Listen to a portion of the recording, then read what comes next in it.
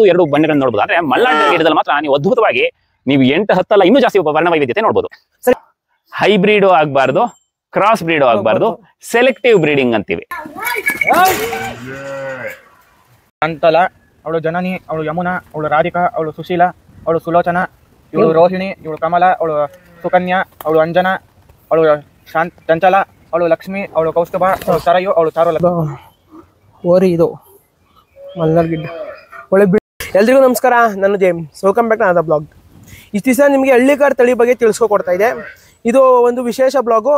ನಮ್ಮ ಭಾರತದಲ್ಲಿರೋ ಹಲವಾರು ತಳಿಗಳಲ್ಲಿ ಮಲ್ನಾಡ್ ಗಿಡ್ಡನೂ ಒಂದು ತಳಿ. ರಾಷ್ಟ್ರೀಕೃತವಾಗಿ 30 ತಳಿಗಳನ್ನ ವಿಂಗಡಿಸಿದ್ದಾರೆ. ಅದ್ರಲ್ಲಿ ಮಲ್ನಾಡ್ ಗಿಡ್ಡನೂ ಒಂದು ತಳಿ. ಇದು ಅಳಿವಿನಂಚಿನಲ್ಲಿರುವ ತಳಿ. ಇದನ್ನು ರಕ್ಷಣೆ ಮಾಡ್ತಾ ಇದ್ದಾರೆ ಗೋಶಾಲೆಯಲ್ಲಿ.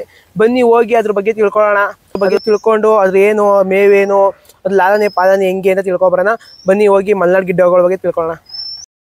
ಬನ್ನಿ, ಈ ಗೋಶಾಲೆ ನಡೆಸ್ತಾ ಇರೋರು ಇದ್ದಾರೆ. ಬನ್ನಿ ಅವ್ರನ್ನ ಪರಿಚಯ ಮಾಡ್ಕೊಂಡು ಈ ಮಲ್ನಾಡ್ ಗಿಡ್ಡ ಅದ್ರ ತಳಿ ಬಗ್ಗೆ ತಿಳ್ಕೊಂಡು ಹೋಗೋಣ. ಸರ್ ನಮಸ್ಕಾರ. ನಮಸ್ಕಾರ ಸರ್, ನಿಮ್ಮ ಹೆಸರು ಸರ್? ರಾಮಾನುಜ ಅಂತ ನನ್ನ ಹೆಸರು. ಸರ್, ಈ ಗೋಶಾಲೆ ಹೆಸರು ಸರ್? ಶ್ರೀ ಗೋಶಾಲೆ ಅಂತ. ಸರ್, ಇಲ್ಲಿ ಏನ್ ತಳಿ ಇದೆ ಸರ್, ಅದ್ರ ಬಗ್ಗೆ ಸ್ವಲ್ಪ? ಇಲ್ಲಿ ನಾವು ಮಲ್ನಾಡ್ ಗಿಡ್ಡ ಅಂತ ನಮ್ಮ ಕರ್ನಾಟಕದ ಒಂದು ಅದ್ಭುತವಾದ ತಳಿ. ಈ ತಳಿ ಬಗ್ಗೆ ಹೇಳಬೇಕು ಅಂತಂದ್ರೆ ಅದೇನೋ ಮುಗಿಯೋದೇ ಇಲ್ಲ ಅಂತ ಅನ್ಸುತ್ತೆ, ಮುಗಿಯೋದಷ್ಟೇ ಇರುತ್ತೆ. ಯಾಕಂದ್ರೆ ಯಾವುದೇ ಒಂದು ನಮ್ಮ ದೇಸಿ ತಳಿ ಅಂದ್ರೆ ನಮ್ಮ ದೇಶ ತುಂಬಾ ಭರತ ಖಂಡ ಅಂತೀವಿ ನಾವು. ಸೊ ಆದ್ರಿಂದ ನಮ್ಮ ದೇಶ ಭರತ ಖಂಡ ಅನ್ನೋವಾಗ ಇದರಲ್ಲಿ ಒಂದೊಂದು ಭಾಗದ ಪ್ರಾಂತ್ಯದಲ್ಲಿ ಒಂದೊಂದು ತರ ತಳಿ ಇದೆ. ಆಯಾ ಪ್ರಾಂತ್ಯ, ಆಯಾ ಬೆಟ್ಟ, ಗುಡ್ಡ, ಬಯಲು ಪ್ರದೇಶ, ಇದಕ್ಕೆ ಸರಿಯಾಗಿ ಅವುಗಳ ಎತ್ತರ, ಕೊಂಬಿನ ವಿನ್ಯಾಸ, ವರ್ಣ ವಿನ್ಯಾಸ ಇದೆಲ್ಲ ಬಹಳ ಬಹಳ ಅದ್ಭುತವಾಗಿದೆ. ಆದ್ರೆ ಅವುಗಳಲ್ಲಿ ಯಾವುದೇ ಒಂದು ತಳಿ ತಗೊಂಡಾಗ ಹಳ್ಳಿಕಾರ್ ಇರ್ಬೋದು, ಅಮೃತ ಮಹಲ್ ಇರ್ಬೋದು, ಬರ್ಗೂರ್ ಇರ್ಬೋದು, ನಮ್ಮ ಕಾಂಕ್ರೇಜು, ಗೀರು, ರಾಠಿ, ತಾರ್ಪಾರ್ಕಾರು, ಈ ತರ ಹಲವಾರಿದೆ. ಆದ್ರೆ ಎಲ್ಲದರಲ್ಲೂ ನೀವು 1-2 ಬಣ್ಣಗಳನ್ನ ನೋಡ್ಬೋದು. ಆದ್ರೆ ಮಲ್ನಾಡ್ ಗಿಡದಲ್ಲಿ ಮಾತ್ರ ನೀವು ಅದ್ಭುತವಾಗಿ ನೀವು 8, 10 ಅಲ್ಲ ಇನ್ನೂ ಜಾಸ್ತಿ ವರ್ಣ ವೈವಿಧ್ಯತೆ ನೋಡ್ಬೋದು. ಸೊ ಆ ತರ ನೋಡುವಾಗ ನಮ್ಮ ಮಲ್ನಾಡ್ ಗಿಡ್ಡದಲ್ಲಿ ಒಂದು ವರ್ಣ ಅಂತಂದ್ರೆ ಶ್ವೇತ ವರ್ಣ ಅಂತೀವಿ. ಶ್ವೇತ ಅಂದ್ರೆ ಬಿಳಿ ವರ್ಣ. ಆ ಬಿಳಿ ವರ್ಣದ ಒಂದು ಸಂಸಾರ ಅಂದ್ರೆ ನಾವು ಗೋಶಾಲೆ ಅಂತ ನಾನು ಇದನ್ನ ಕರೆಯಲ್ಲ, ಅರೆ ಒಂದು ಹೆಸರು ಕೊಡ್ಬೇಕಾಗಿರೋದ್ರಿಂದ ಶ್ರೀ ಗೋಶಾಲೆ ಅಂತೀನಿ. ಆದ್ರೆ ಇಲ್ಲಿ ನೀವು ನೋಡ್ಬೋದು, ಇದು ಒಂದು ಗೋ ಸಂಸಾರ ಅಂತ ಅನ್ಬೋದು. ಇಲ್ಲಿ ನಮ್ಮ ಒಂದು ಗೋವಿನ ಕುಟುಂಬದಲ್ಲಿ ಒಬ್ಬ ಯಜಮಾನ ಇರ್ತಾನೆ. ಈ ಕುಟುಂಬದ ಯಜಮಾನ ಪಾಂಡುರಂಗ ಅಂತ ಅಲ್ಲಿದ್ದಾನೆ. ಮಿಕ್ಕವರೆಲ್ಲ ಅವನ ಪತ್ನಿಯರು. ಸೊ ಇಲ್ಲಿ ಯಾವಾಗ ಅವರು 24 ಗಂಟೆ ಕಾಲನು ಸ್ವಚ್ಛಂದವಾಗಿ ತಿರುಗಾಡ್ಕೊಂಡಿರ್ತಾರೆ. ನಮ್ಮಲ್ಲಿ ಒಂದು 6 ತೊಟ್ಟಿಗಳನ್ನ ಇಟ್ಟಿದೀವಿ. ಒಂದು 4ರಲ್ಲಿ ಹಸಿಮೇವು ಹಾಕಿರ್ತೀವಿ, ಒಂದರಲ್ಲಿ ಯಾವಾಗ್ಲೂ ಒಣಮೇವಿರುತ್ತೆ, ಮತ್ತೆ ಇನ್ನೊಂದ್ರಲ್ಲಿ ಯಾವಾಗ್ಲೂ ಕುಡಿಯಕ್ ನೀರಿರುತ್ತೆ. ಎಲ್ಲ ಸಪ್ರೇಟ್ ಮಾಡ್ಬಿಟ್ಟಿರ್ತೀರಾ? ಹೌದು. ಸೊ ಯಾವಾಗ ಅವ್ರಿಗೆ ಸ್ವಚ್ಛತೆ, ಅವ್ರು ಯಾವಾಗ ದಾಹ ಆಗುತ್ತೆ ನೀರು ಕುಡ್ಕೋತಾರೆ, ಯಾವಾಗ ಹಸುವಾಗುತ್ತೆ ಊಟ ಮಾಡ್ಕೊಳ್ತಾರೆ, ಯಾವಾಗ ಒಣಮೇವು ಬೇಕೋ ಅವಾಗ ಒಣಮೇವು ತಿನ್ಕೊಳ್ತಾರೆ. ಮತ್ತೆ ಅವುಗಳ ಕರುಗಳನ್ನ ನಾವು ಬೆಳಗ್ಗೆ ಒಂದು 6 ಗಂಟೆಗೆ ಮತ್ತೆ ಮಧ್ಯಾಹ್ನ ಒಂದು 3 ಗಂಟೆಗೆ ಬಿಡ್ತೀವಿ. ಅಂದ್ರೆ ಒಂದ್ ದಿನಕ್ಕೆ 1-2 ಸತಿ ಹಾಲು ಕುಡಿಯಕ್ ಬಿಡ್ತೀವಿ. ಆಗ ಕರುಗಳೆಲ್ಲ ಅವ್ರ ತಾಯಿ ತಂದೆ ಹತ್ರ ಹೋಗಿ ಹಾಲು ಕುಡಿದು 1-1.5 ಗಂಟೆ ಕಾಲ ಆಟ ಆಡಿ ಆಮೇಲೆ ಎಲ್ಲ ಮುಗಿದ ಮೇಲೆ ವಾಪಸ್ಸು ಬಾಲ್ವನ ಅಂತ ಇದು ನಮ್ದು. ಅದೇ ಸರ್, ಕರುಗಳ ಬಿಟ್ಕೊಳ್ಳೋದು? ಹೌದು, ಬಾಲ್ವನ ಅಂತ ಹಾಲು ಕುಡಿತಾ ಇರೋ ಕರುಗಳ ಒಂದು ಕುಟೀರ ಇದು ಸರ್. ಇಲ್ಲಿ ಇವತ್ತಾನೆ ಹುಟ್ಟಿರೋದ್ರಿಂದ ಹಾಲು ಕುಡಿತಾ ಇರೋ ಎಲ್ಲಾ ಕರುಗಳು. ಇವಳು ನಮ್ ಚಂಪಕ. ಸರ್, ಎಲ್ಲದಕ್ಕೆ ಹೆಸರಿಗೆ ಬಿಡಿದೀರಾ? ಹೌದು, ಇವಳು ನಮ್ ಚಂಪಕ, ನಮ್ಮ ಚಂದ್ರಕಲಾ ಮಗಳು. ಇವಳು ತುಂಗ, ನಮ್ಮ ತುಳಸಿ ಮಗಳು. ಇವಳು ಭೂಮಿಕಾ, ನಮ್ಮ ಬೃಂದಾ ಮಗಳು. ಹೀಗೆ ಪ್ರತಿಯೊಬ್ರು ಯಾರ್ಯಾರ ಮಕ್ಕಳು ಅನ್ನೋದು ಇದೆ. ಹೀಗೆ ನೀವೇ ನೋಡ್ಬೋದು, ಇಲ್ಲಿ ಕಪ್ಪು ಇದೆ, ಮತ್ತೆ ರೂಪಾಯಿ ಕಲರು ಇದೆ, ಅದು ಕಂದು ಬಣ್ಣದ್ದು ಇದೆ, ಬಿಳಿ ಬಣ್ಣ ಜೊತೆ ಕಂದು ಬಣ್ಣ ಇದೆ. ಇಲ್ಲಿ ನೋಡ್ಬೋದು ಬಿಳಿ ಜೊತೆ ಕಪ್ಪಿದೆ, ಮತ್ತೆ ಶುಭ್ರವಾದ ಬಿಳಿನೂ ಇದೆ, ಶ್ವೇತವರ್ಣವೂ ಇದೆ, ಕೃಷ್ಣವರ್ಣವೂ ಇದೆ, ಅದ್ರ ಮಧ್ಯ ಸ್ವರ್ಣವರ್ಣನೂ ಇದೆ, ಅದು ಸ್ವರ್ಣ ಇದೆ, ಇಲ್ಲಿ ತಾಮ್ರ ಇದೆ. ಸೊ ಹೀಗೆ ಇಲ್ಲೇ ನೋಡ್ಬೋದು ನೀವು ಎಷ್ಟು ವರ್ಣಗಳು ಬೇಕೋ ನಿಮಗೆ 7ರಿಂದ 8 ವರ್ಣ ಇಲ್ಲೇ ನಿಮ್ಗೆ ಸಿಗುತ್ತೆ. ಸೊ ಹೀಗೆ ಮಲ್ನಾಡ್ ಗಿಡ್ಡದಲ್ಲಿ ಇದು ಬಹಳ ವರ್ಣ ವೈವಿಧ್ಯವಾದ ಒಂದು ತಳಿ. ಅದರಿಂದ ಇದನ್ನ ಉಳಿಸ್ಬೇಕು ಅನ್ನೋ ದೃಷ್ಟಿಯಿಂದ ಬೆಂಗಳೂರಿನಲ್ಲಿ ನಾನು ಒಂದು ಸಣ್ಣದಾಗಿ ಇದನ್ನ ಮಾಡ್ಕೊಂಡಿದ್ದೀನಿ. ಸೊ ನೀವು ನೋಡಿದ್ರೆ ಶ್ವೇತ ವರ್ಣದ ಮಲ್ನಾಡ್ ಗಿಡ್ಡದ ಒಂದು ಕುಟುಂಬ. ಹಾಗೆ ಇದು ನಮ್ಮ ಬಾಲ್ವನ. ಅಂದ್ರೆ ಸರ್, ಈಗ ಎಷ್ಟು ದಿವಸ ಆದ್ಮೇಲೆ ಸಪ್ರೇಟ್ ಮಾಡ್ಬಿಡ್ತೀರಾ? ಈದಿದ ತಕ್ಷಣ ಸಪ್ರೇಟ್ ಮಾಡ್ಬಿಡ್ತೀರಾ? ಇಲ್ಲ, 5 ದಿನ ಅವರು ತಾಯಿ ಜೊತೆನೆ ಇರ್ತಾರೆ. ಗಿಣ್ಣ ಹಾಲು ಮುಗಿಯೋವರೆಗೂ 5 ದಿನ ಅವ್ರು ಒಂದು ಚೂರು ತಾಯಿಯಿಂದ ಬೇರೆ ಆಗಲ್ಲ. ಯಾವಾಗ ಗಿಣ್ಣ ಹಾಲು ಮುಗಿಯುತ್ತೆ ಆಗ, ಯಾಕಂದ್ರೆ ಯಾರಾದ್ರೂ ನಾವು ಸಾಕಕ್ ಕೊಡ್ಬೇಕು ಅಂತಂದಾಗ ಅವುಗಳಿಗೊಂಚೂರು ಅಭ್ಯಾಸ ಇರಬೇಕು ಅಂತ 5ನೇ ದಿನ ಆದ್ಮೇಲೆ ಒಂದ್ ಸ್ವಲ್ಪ ಹೊತ್ತು ಬಾಲವನಕ್ಕೆ ಬಿಡೋದು, ಕೂಗಿ ಗಲಾಟೆ ಮಾಡಿದ್ರೆ ತಿರ್ಗಾ ವಾಪಸ್ ಬಿಡೋದು. ಹಾಗೆ ಮಾಡ್ತಾ ಮಾಡ್ತಾ ಮಾಡ್ತಾ ದಿನಕ್ಕೆ 2 ಸತಿ ಮಾತ್ರ ಬಿಡೋ ತರ ತಗೊಂಡು ಹೋಗ್ತೀವಿ. ಸೊ ಆಮೇಲೆ ಅವ್ರ ತಾಯಿನೇ ನೆಕ್ಸ್ಟ್ ಗರ್ಭಧಾರಣೆ ಆದಾಗ ಅದಕ್ಕೆ ತಿರ್ಗಾ ಅದನ್ನ ಸಪರೇಟ್ ಮಾಡಿ ಆಗ ಗಂಡಾಗಿ ಹಾಲು ನಿಲ್ಸಿದ್ರೆ ನಮ್ಮ ವೃಷಭವನಕ್ಕೆ ಬರ್ತಾರೆ. ಇದು ಬರೀ ನಮ್ಮ ಗಂಡ ಕರುಗಳದ ಇದು ವೃಷಭವನ ಅಂತ, ಅಥವಾ ಹೋರಿ ಬಾಯ್ಸ್ ಕ್ಲಬ್ ಅನ್ಬೋದು. ಸೊ ಹಾಗೆ ಸೊ ಹಾಲು ನಿಲ್ಸಿರುವಂತ ಗಂಡು ಕರುಗಳು ಇಲ್ಲಿಗೆ ಬರುತ್ತೆ. ಹೆಣ್ಣು ಕರುಗಳಾದ್ರೆ ಈಗ ನೀವು ನೋಡಿದ್ದ ಶ್ವೇತ ಕಪಿಲ ಮತ್ತೆ ಇಲ್ಲಿ ಅದೇ ತರ ಸ್ವರ್ಣ ಕಪಿಲ ಇದೆ, ಮತ್ತೆ ತಾಮ್ರ ಕಪಿಲ. ಅದಕ್ಕೂ ಇದು ಒಂದ್ ಸಂಸಾರ, ಇದಕ್ಕೂ ಒಂದು ಹೋರಿ ಇದ್ದಾನೆ ಇಲ್ಲಿ. ಅವನ ಹೆಸರು ಅನಂತ ಅಂತ. ಹೋರಿ ಸರ್, ಎಲ್ಲದಕ್ಕೂ ಒಂದೊಂದು ಹೋರಿ, ಎಲ್ಲ ಕಡೆನೂ ಒಂದೊಂದು ಹೋರಿ ಇದೆ. ಹೌದು, ಆ ಮನೆ ಯಜಮಾನ. ಸೊ ಅವನು ನಮ್ಮ ಸ್ವರ್ಣ ಕಪಿಲ ಸಂಸಾರದ ಯಜಮಾನ. ಇವರೆಲ್ಲ ಅವನ ಸಂಸಾರ. ಸರ್ ಇವು ಸ್ವಭಾವದಲ್ಲಿ ಹೆಂಗೆ ಸರ್ ಮಲ್ನಾಡ್ ಗಿಡ್ಡ? ತುಂಬಾ ಚೂಟಿ, ತುಂಬಾ ಆಕ್ಟಿವ್. ಸೊ ಹಾಗೆ ಇಲ್ಲಿ ನೋಡಿದ್ರೆ ನೀವು ನಮ್ಮ ಮಲ್ನಾಡ್ ಗಿಡದ ಕೃಷ್ಣವರ್ಣ ಅಂದ್ರೆ ಕಪ್ಪು. ಇದರಲ್ಲಿ ನಮ್ಮ ಶ್ರೀನಿವಾಸ ಅಲ್ಲಿದ್ದಾನೆ, ಈ ಮನೆ ಯಜಮಾನ. ಸರ್ ಇವಕ್ಕೆ ಮೂಗ್ದಾರಗಳು ಎಲ್ಲದಕ್ಕೂ ಹಾಕಲ್ವಾ? ನಾವು ಇದ್ರೆ ಮೂಗ್ದಾರ ಇರುತ್ತೆ, ಅದ ಕಟ್ಟಾಗಿ ಬಿದ್ಮೇಲೆ ನಾವೇನು ಹಾಕಲ್ಲ ಅದಕ್ಕೆ. ಇಲ್ಲಿ ಬರ್ತಾ ಇದ್ದ ನೋಡಿ ನಮ್ಮ ರಾಧಾ ಹಿಂದೆ ಶ್ರೀನಿವಾಸ. ಇವನು ನಮ್ಮ ಈ ಸರ್ ಒಳಗೆ ಹೋಗ್ಬೋದು, ಬರ್ಬೋದು, ಇಲ್ಲಿ ಬರಬಹುದು ಬನ್ನಿ. ಇವನು ನಮ್ಮ ಈ ಕೃಷ್ಣ ಕಪಿಲ ಸಂಸಾರದ ಯಜಮಾನ. ನೀವು ನೋಡ್ಬೋದು ತಳಿ ಶುದ್ಧತೆ ಬರ್ತಿದ್ದಂಗೆ ಅವರ ಎತ್ತರ ಕೂಡ ಕಡಿಮೆ ಆಗೋಗುತ್ತೆ. ಇವ್ರ ತಂದೆ ಕೃಷ್ಣ ಇಲ್ಲಿದ್ದ. ಇವತ್ತು ಆ ಕೃಷ್ಣನ ತೀರ್ಕೊಂಡ ಮೇಲೆ ಅವನ ಜಾಗಕ್ಕೆ ಅವನದೇ ಮಗ ಶ್ರೀನಿವಾಸ ಬಂದಿದ್ದಾನೆ. ಸರ್ ಪ್ಯೂರ್ ಮಲ್ನಾಡ್ ಗಿಡ್ಡ ಅಂತ ನಾವೀಗ ಹೆಂಗೆ ಅದನ್ನ ಗುರುತಿಸೋದು? ಮಲ್ನಾಡ್ ಗಿಡ್ಡ ಅಂತ ಪ್ಯೂರ್ ಗುರುತಿಸ್ಬೇಕಾದ್ರೆ ಅದೊಂದು ಬಹಳ ಕಷ್ಟಕರವಾದ ಕೆಲಸ ಅಂತಾನೆ ಹೇಳ್ಬೋದು. ಇಲ್ಲಿ ನೋಡ್ಬೋದು ನೀವು, ಇವಾಗ ಈ ತರ ಕೊಂಬೆ ಬರ್ದೇ ಇರೋದು. ಇವಳಿಗೆ 3 ಕರು ಹಾಕಾಗಿದೆ ಇವಳು, ಆದ್ರೂ ಕೂಡ ಇವಳು ಕೊಂಬ್ ಬಂದೇ ಇಲ್ಲ. ಅದೇ ಇವಳ ಕಾಲ್ಭಾಗ ವಯಸ್ಸು ಇವನು, ಆದ್ರೆ ಇವನಿಗೆ ಆಲ್ರೆಡಿ ಇಷ್ಟುದ್ದ ಕೊಂಬಿದೆ. ಮತ್ತೆ ಕೆಲವು ನೋಡ್ಬೋದು ನೀವು, ಇವಳಿಗೆ ಕೊಂಬು ಅಕ್ಕಪಕ್ಕ ಹಿಂಗ್ ತಿರುಗಿದೆ, ಇವಳಿಗೆ ಕೊಂಬು ಹಿಂಗ್ ಮೇಲಕ್ಕೆ ಹೋಗಿದೆ. ಕೆಲವರಿಗೆ ಕೊಂಬು ತುಂಬಾ ಸಣ್ಣ ಇರುತ್ತೆ, ಕೆಲವರಿಗೆ ದಪ್ಪ ಇರುತ್ತೆ, ಕೆಲವರಿಗೆ ಮೋಟಿ ಇರುತ್ತೆ. ಸೊ ಈ ಕೊಂಬುಗಳಲ್ಲೂ ಡಿಫ್ರೆನ್ಸ್ ಇರುತ್ತೆ, ಮತ್ತೆ ಬಾಲ ಬಣ್ಣ ಎಲ್ಲ ವ್ಯತ್ಯಾಸ ಬರುತ್ತೆ. ಸೊ ಮಲ್ನಾಡ್ ಗಿಡ್ಡನ ಬರೀ ಒಂದು ಕ್ಯಾರೆಕ್ಟರ್ ಅಥವಾ ಒಂದು ಏನದು ವೈಶಿಷ್ಟ್ಯತೆ ನೋಡ್ಕೊಂಡ್ಬಿಟ್ಟು ಇದು ಮಲ್ನಾಡ್ ಗಿಡ್ಡ ಅನ್ನಕ್ಕಾಗಲ್ಲ. ನೀವ್ ಎಲ್ಲಾ ನೋಡ್ಬೇಕು, ಬರೀ ಎತ್ತರ ಅಷ್ಟೇ ಅಲ್ಲ, ಬಣ್ಣ ಅಷ್ಟೇ ಅಲ್ಲ, ಕೊಂಬ್ ಅಷ್ಟೇ ಅಲ್ಲ, ಎಲ್ಲಾನು ನೋಡಿ ಅದು ಮಲ್ನಾಡ್ ಗಿಡ್ಡ ಅಂತ ಡಿಸೈಡ್ ಮಾಡ್ಬೇಕಾಗತ್ತೆ. ಸರ್ ಈಗ ಇದು ಕ್ರಾಸಿಂಗ್ ಬಿಡ್ತೀವಲ್ಲ, ಯಾವ ಏಜ್ ಇಂದ ಈಗ ಓರಿನ ಕ್ರಾಸಿಂಗ್ ಬಿಡಕ್ ಸ್ಟಾರ್ಟ್ ಮಾಡ್ತೀರಾ? ಸಾಮಾನ್ಯವಾಗಿ ಹೇಗೆ ನಮ್ಮಲ್ಲಿ 18 ವರ್ಷ ಅಂತೀವ ನಮ್ಗೆ ಮೆಚ್ಯೂರ್ ಆಗೋದು, ಮಲ್ನಾಡ್ ಗಿಡ್ಡಗಳು ಅಥವಾ ಹಸುಗಳು ಸಾಮಾನ್ಯವಾಗಿ 3 ರಿಂದ 4 ವರ್ಷ. 4 ವರ್ಷ ಮೇಲೆ ಕ್ರಾಸಿಂಗ್ ಸ್ಟಾರ್ಟ್ ಮಾಡ್ತೀವಿ. ಹೌದು, 3 ವರ್ಷ ದಾಟಿ 4 ವರ್ಷದ ಒಳಗಡೆ ಬರ್ತಾರ ಅವರು. ಅವಾಗ ನಾವು ಅದನ್ನ ಗರ್ಭಧಾರಣೆಗೆ ಕಳ್ಸಿಕೊಡ್ಬಹುದು.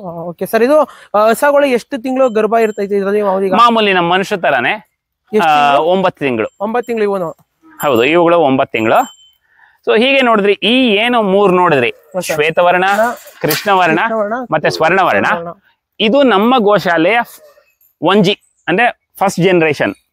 ಇವರ ಮಕ್ಕಳಿಗೆ ಸೆಕೆಂಡ್ ಜನರೇಷನ್, ಅವ್ರಿಗೆ ಅಳಿಯಂದ್ರ ಬೇರೆ. ಅಂದ್ರೆ ಯಾವುದೇ ಕಾರಣಕ್ಕೂ ಇವರ ಮಕ್ಕಳು ಅವ್ರಿಗೆ ತಿರ್ಗಾ ಇದಾಗಲ್ಲ.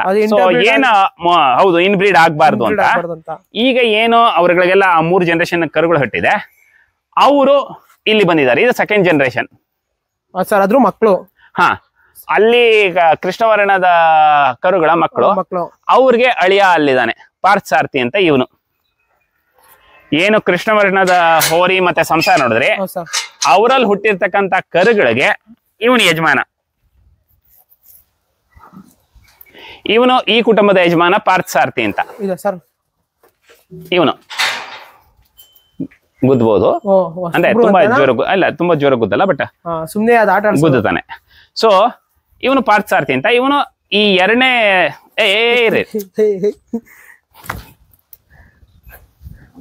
ಆಚೆ ಮಾಡಿ ಅವನಿಗೆ ಹೊಸ ಸ್ವಲ್ಪ ಆಚೆ ಗುದ್ಕೊಂಡ್ಬಿಡ್ತಾನೆ. ಸೊ ಇವನು ನಮ್ಮ 2ನೇ ಜನರೇಷನ್ ಸಂಸಾರದ ಯಜಮಾನ. ಅವನ ಸಂಸಾರ ಪ್ರೊಟೆಕ್ಷನ್ ಮಾಡೋದು ಅವನ ಸ್ವಭಾವ. ಸರ್ ಇವಕ್ಕೆ ಮೇವೆಲ್ಲ ಏನೇನ್ ಕೊಡ್ತೀರಾ ಸರ್? ಯಾವ್ಯಾವ ಟೈಮಿಂಗ್? ಸೊ ನಾವು ಸಾಮಾನ್ಯವಾಗಿ ನಮ್ಮಲ್ಲಿ ಈಗ ಇರೋದು ಹಸಿಮೇವು, ಒಣಮೇವು. ಹಸಿಮೇವಾಗಿ ಜೋಳದ ಕಡ್ಡಿ ಅಥವಾ ಹಸಿ ಹುಲ್ಲನ್ನು ಕಟ್ ಮಾಡಿ ಕೊಡ್ತೀವಿ. ಅದು ಬಿಟ್ರೆ ಈಗ ನಾವು ಒಣಮೇವಾಗಿ ಸಿರಿಧಾನ್ಯಗಳು, ಮಿಲೆಟ್ಸ್ ಅಂತೀವಲ್ಲ, ಎಲ್ಲ ಏನು ಆರ್ಕ, ಊದ್ಲು, ಸಜ್ಜೆ, ನವಣೆ, ರಾಗಿ, ಜೋಳ, ಬಾಜ್ರ ಇದ್ರದ್ದು ಎಲ್ಲಾದ್ರದ್ದು ಹೊಟ್ಟನ್ನ ಮಿಕ್ಸ್ ಮಾಡಿ ಆದ್ರ ಬೂಸ ಒಣ ಹುಲ್ಲಿಗೆ ಬದಲಾಗಿ ಅದನ್ನ ಕೊಡ್ತೀವಿ. ಯಾಕಂದ್ರೆ ನಮಗೆ ಹಿಂಡಿ ಬೂಸ ಕೊಡೋಷ್ಟು ಸಾಮರ್ಥ್ಯ ಇಲ್ಲದೆ ಇರೋದ್ರಿಂದ, ಯಾಕಂದ್ರೆ ನಮಗೆ ಧನ ಸಹಾಯ ಮಾಡೋರು ತುಂಬಾ ಕಡಿಮೆ ಇದ್ದಾರೆ, ನಮಗೆ ಡೋನರ್ಸ್ ಕಡಿಮೆ ಇರೋದ್ರಿಂದ ನಮಗೆ ಅದೊಂಥರ ತುಂಬಾ ಕಷ್ಟಕರವಾದ ಕೆಲಸ. ಯಾಕಂದ್ರೆ ನೀವು ಒಂದೊಂದ್ಸತಿ ಏನಾಗುತ್ತೆ ಅಂದ್ರೆ ಹೊಸಬ್ರು ಬಂದಾಗ ನೀವು ನೋಡ್ಬೋದು, ಕೊಡ್ಬೇಕು ಅಂತ ಅನ್ಸುತ್ತೆ ಪೋಷಕಾಂಶಗಳು, ಯಾಕಂದ್ರೆ ತುಂಬಾ ವೀಕ್ ಆಗಿರೋರು ನಾವು ರೆಡಿ ಮಾಡ್ಬೇಕಾಗತ್ತೆ. ಈಗ ರೆಸ್ಕ್ಯೂ ಮಾಡಿದ ತಂದ್ಬಿಡ್ತಾರೆ ಸರ್? ಹೌದು ಹೌದು ಬಿಡ್ತಾರೆ. ಈಗ ಇಲ್ಲಿ ನೋಡ್ಬಹುದು ನೀವು, ಹೊಸದಾಗಿ ಬಂದಿರೋರು ತುಂಬಾ ವೀಕ್ ಆಗಿರ್ತಾರೆ. ಸ್ಟಾರ್ಟಿಂಗ್ ರೆಸ್ಕ್ಯೂ ಮಾಡಿ ತಂದಿರ್ತಾರೆ, ಆಗ ಅವ್ರು ಸ್ವಲ್ಪ ಬರೀ ಪಿಕಪ್ ಮಾಡ್ಬೇಕು, ಮೂಳೆ ಚಕ್ರ ತರನೇ ಇರ್ತಾರೆ. ಸೊ ನೀವು ನೋಡಬಹುದು ಇಲ್ಲಿ ಇವಳಿದ್ದಾಳೆ, ಇವಳು ನೋಡಿದ್ರೆ ನಿಮ್ಗೆ ಗೊತ್ತಾಗುತ್ತೆ. ಬಂದಾಗ ಬಹಳ ವೀಕ್ ಆಗಿ ಬರೀ ಮೂಳೆ ಬಿಟ್ಕೊಂಡಿರ್ತಾರೆ. ಆಮೇಲೆ ನಾವು ಅವ್ರಗಳಿಗೆ ಆದಷ್ಟು ಒಳ್ಳೆಯ ಊಟ ಕೊಟ್ಟು, ಜೋಳ ಗಿಳ ಕೊಟ್ಟು, ಇದು ಜೋಳ ಕಟ್ ಮಾಡಿರೋದು ಒಳ್ಳೆ ಊಟ ಕೊಟ್ಟು, ಇದು ಬಂದು ಒಂಥರ ಹೊಸಬ್ರು ಬಂದ್ರೆ ಬಿಟ್ಟು ಅಡ್ಜಸ್ಟ್ ಮಾಡಿ, ಹೌದು ಇಲ್ಲಿ ಅಡ್ಜಸ್ಟ್ ಆದ್ಮೇಲೆ ಇಲ್ಲಿಂದ ಅವ್ರು ಯಾರ್ಯಾರ ಕುಟುಂಬಕ್ಕೆ ಯಾರ್ಯಾರ ಸಂಸಾರಕ್ಕೆ ಸೂಟ್ ಆಗ್ತಾರೆ ನೋಡ್ಕೊಂಡು ಆಯಾ ಕುಟುಂಬಕ್ಕೆ ಸಂಸಾರಕ್ಕೆ ಸೇರ್ತೀವಿ. ಇದು ಒಂಥರ ಕ್ವಾರಂಟೈನ್ ಅಂತೀವಲ್ಲ ಇಂಗ್ಲಿಷ್ ನಲ್ಲಿ, ಆತರ. ಇಲ್ಲಿ ಫಸ್ಟ್ ಬಂದ ತಕ್ಷಣ ಅವರು ಫ್ರೆಂಡ್ಸ್ಗೆ ಗಿನ್ಸ್ಗೆ ಎಲ್ಲ ಅಡ್ಜಸ್ಟ್ ಆಗ್ಬೇಕು, ಜಾಗಕ್ಕೆ ಅಡ್ಜಸ್ಟ್ ಆಗ್ಬೇಕು, ಅವಾಗ ನಾವು ಇಲ್ಲಿ ಬಿಡ್ತೀವಿ. ಸೊ ಇಲ್ಲಿ ಸ್ವಲ್ಪ ಅವರು ಮೈ ತುಂಬಿಕೊಂಡು ಗಟ್ಟಿಮುಟ್ಟಾಗಾದ್ಮೇಲೆ ಅವ್ರನ್ನ ಆಯಾ ಸಂಸಾರಗಳಿಗೆ ನೋಡ್ಕೊಂಡು, ಸ್ವರ್ಣ ಕಪಿಲ ಸಂಸಾರಕ್ಕೆ, ಕೃಷ್ಣ ಕಪಿಲ ಸಂಸಾರಕ್ಕೆ, ಶ್ವೇತ ಕಪಿಲ ಒಂದೊಂದು ಬಣ್ಣ, ಆಯಾ ಬಣ್ಣಗಳನ್ನ ನೋಡ್ಕೊಂಡು ನಾವು ಆಯಾ ವರ್ಣಗಳಿಗೆ ಸರಿಯಾಗಿ ಇವರನ್ನೆಲ್ಲ ರೆಡಿ ಮಾಡೋದು, ಆಯಾ ಸಂಸಾರಕ್ಕೆ ಸೇರಿಸ್ತೀವಿ. ತಳಿ ಅಭಿವೃದ್ಧಿ ಆಗ್ಬೇಕಾದ್ರೆ ಇನ್ಬ್ರೀಡು ಆಗ್ಬಾರ್ದು, ಹೈಬ್ರಿಡು ಆಗ್ಬಾರ್ದು, ಕ್ರಾಸ್ ಬ್ರೀಡು ಆಗ್ಬಾರ್ದು, ಸೆಲೆಕ್ಟಿವ್ ಬ್ರೀಡಿಂಗ್ ಅಂತೀವಿ. ಸೆಲೆಕ್ಟಿವ್ ಬ್ರೀಡಿಂಗ್ ಅಂದ್ರೆ ಅದೇ ತಳಿಯ ಅದೇ ವರ್ಣದ ಅತ್ಯುತ್ತಮವಾದ ಹೋರಿನ ಆ ಹಸುಗಳ ಜೊತೆ ಗರ್ಭಧಾರಣೆಗೆ ಬಿಟ್ಟಾಗ ಆ ಹುಟ್ಟೋಕರು ಮುಂದೆ ನೆಕ್ಸ್ಟ್ ಜನರೇಷನ್ ಏನಂತೀವಿ ಅದು ದಷ್ಟಪುಷ್ಟವಾಗಿ ಆರೋಗ್ಯವಾಗಿ ಶುದ್ಧವಾದ ಮಲೆನಾಡು ಗಿಡ್ಡ ಹುಟ್ಟುತ್ತೆ. ಸರ್, ಈಗ ಇದು ಅಳಿವಿನ ಅಂಚೆ ಐತೆ ಅಂತ ಹೇಳ್ಬೋದಾ ಮಲೆನಾಡು ಗಿಡ್ಡ? ನನಗೂ ಅಷ್ಟೊಂದಿದೆ ಅಂತ ಅನ್ಕೊಂಡಿರ್ಲಿಲ್ಲ. ಆದ್ರೆ ಮೊನ್ನೆ ಒಂದು ಪೇಪರ್ ಆರ್ಟಿಕಲ್ ನೋಡಿದ್ವಿ. ಅದ್ರ ಪ್ರಕಾರ 2019ರಲ್ಲಿ 4 ಲಕ್ಷ ಮಲೆನಾಡು ಗಿಡ್ಡ ನಮ್ಮ ಸಹ್ಯಾದ್ರಿ ಪ್ರದರ್ಶಿನಿ ಅಂದ್ರೆ ವೆಸ್ಟರ್ನ್ ಘಾಟ್ಸ್ ನಲ್ಲಿ ಇತ್ತಂತೆ. ಅದು ಸರ್ಕಾರಿ ದಾಖಲೆ ಅಂತ ಹೇಳ್ತಾರೆ. ಸೊ ಅದೇ ತರ 2021ರಷ್ಟೊತ್ತಿಗೆ ಅದು 65,000ಕ್ಕೆ ಬಂದಿದೆ ಅಂತ ಹೇಳಿದ್ರು. ಇನ್ನೊಂದ್ ಸರ್ವೆ ಕಮ್ಮಿ ಆಗಿದೆ. ಇಲ್ಲಿ 4 ಲಕ್ಷ, ಇಲ್ಲಿ 65,000 ಅಲ್ಲಿ ಕಮ್ಮಿ ಆಗಿದೆ. ಅದು 2021ರಲ್ಲಿ 65,000 ಅಂದ್ರೆ ಇವತ್ತೆಷ್ಟಿದೆ ಗೊತ್ತಿಲ್ಲ ನಮ್ಗೆ. 2024ರಲ್ಲಿ 25 ಇದೆಯೋ 30,000 ಇದೆಯೋ ಗೊತ್ತಿಲ್ಲ. ಏನಕ್ಕೆ ಕಮ್ಮಿ ಆಗ್ತಾ ಇದೆ ಅಂತ ಕೇಳ್ಬೋದಾ? ಏನಕ್ಕೆ ಕಮ್ಮಿ ಆಗ್ತಾ ಇದೆ ಅಂತಂದ್ರೆ, ಒಂದು ನೀವು ನೋಡಿರೋ ತರನೇ ಓದಿದವರೆಲ್ಲ ಸಿಟಿ ಸೇರ್ಕೊಂಡಾಗ ವಿದ್ಯೆ ಅನ್ನೋದು ಮಾರಕವೋ ಪೂರಕವೋ ನನಗ್ ಗೊತ್ತಿಲ್ಲ. ನನ್ನ ದೃಷ್ಟಿನಲ್ಲಿ ವಿದ್ಯಾ ದದಾತಿ ವಿನಯಂ ಅಂತೀವಿ. ಅಂದ್ರೆ ಅದನ್ನ ಸರಿಯಾದ ರೀತಿಲಿ ಜ್ಞಾನಾರ್ಜನೆ ಮಾಡ್ಕೊಂಡಾಗ ನಿಜವಾಗ್ಲೂ ನಾವಿರೋ ಜಾಗದಲ್ಲಿ ನಮ್ಮ ತಂದೆ ತಾಯಿ, ನಮ್ಮ ನೆಲ, ನಮ್ಮ ಭೂಮಿ, ನಮ್ಮ ಸಂಸ್ಕೃತಿನ ಏಳಿಗೆಗಾಗ ಶ್ರಮಿಸ್ತೀವಿ. ಇಲ್ಲ ಅಂತಂದ್ರೆ ನಮ್ ದೃಷ್ಟಿಲಿ ಬರೋದು ಒಂದೇ, ದುಡ್ಡು ಮಾಡ್ಬೇಕು.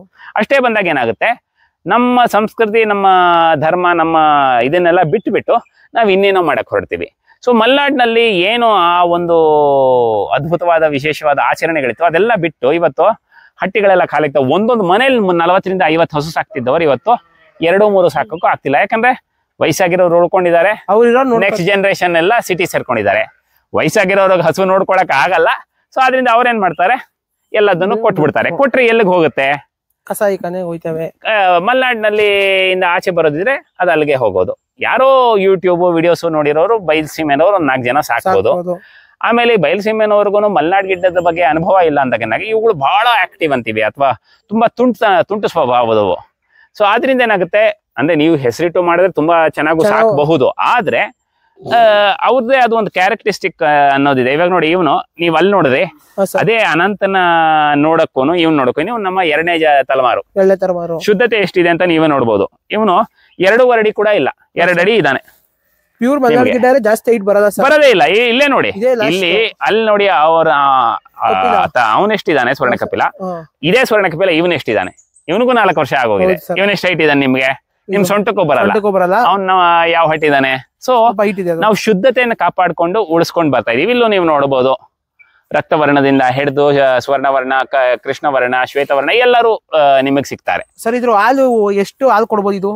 ಅಂದ್ರೆ ಒಂದು ಸಾಮಾನ್ಯವಾಗಿ ನೀವು ಸಾಕುವಾಗ ಕೊಡ್ತಕ್ಕಂಥ ಪೋಷಣೆ ಅದ್ರ ಮೇಲೂ ನಿರ್ಧಾರವಾಗುತ್ತೆ. ಆದ್ರೆ ಸಾಮಾನ್ಯವಾಗಿ ಹೇಳೋದ್ರೆ ಯಾವುದೇ ಪೋಷಣೆ ಇಲ್ಲದೆ ಝೀರೋ ಮೇಂಟೆನೆನ್ಸ್ ತರ ನೀವು ಮಾಡೋದಿದ್ರೆ ಮೊದಲನೇ ಗರ್ಭದಲ್ಲಿ ಅಂದ್ರೆ ಮೊದಲನೇ ಸೂಲು ಅಂತ ಕರಿತೀವಿ ಕನ್ನಡದಲ್ಲಿ, ಮೊದಲನೇ ಸೂಲಿನಲ್ಲಿ ನಿಮಗೊಂದು ಬೆಳಗ್ಗೆ ಒಂದು ಅರ್ಧ ಮುಕ್ಕಾಲಿಂದ ಸಾಯಂಕಾಲ ಒಂದು ಅರ್ಧ ಮುಕ್ಕಾಲು ಅಂದ್ರೆ ದಿನಕ್ಕೆ 1 ರಿಂದ 1.5 ಲೀಟರ್ ಕೊಡ್ಬೋದು. ಎರಡನೇದಕ್ಕೆ ನಿಮ್ಗೆ ಆಲ್ಮೋಸ್ಟ್ 2-2.5 ಲೀಟರ್ ಹೋಗುತ್ತೆ. ಅಂಡ್ ಹೈಯೆಸ್ಟ್ ನಿಮಗೆ 3 ಇಂದ 4 ಹೋಗ್ಬೋದು. That is highest. ಅಂದ್ರೆ ಒಂದು ಹೊತ್ತು 2 ಲೀಟರ್ ಕೊಡೋದು ಅದ್ಭುತವಾದ ಮಲೆನಾಡು ಗಿಡ್ಡ ಅಂತ. ಸೊ ಸಾಮಾನ್ಯವಾಗಿ ಆವರೇಜ್ ಹೇಳೋದಿದ್ರೆ 1 ಲೀಟರ್ ಬೆಳಗ್ಗೆ ಒಂದು ಸಾಯಂಕಾಲ ಒಂದು ಆವರೇಜ್.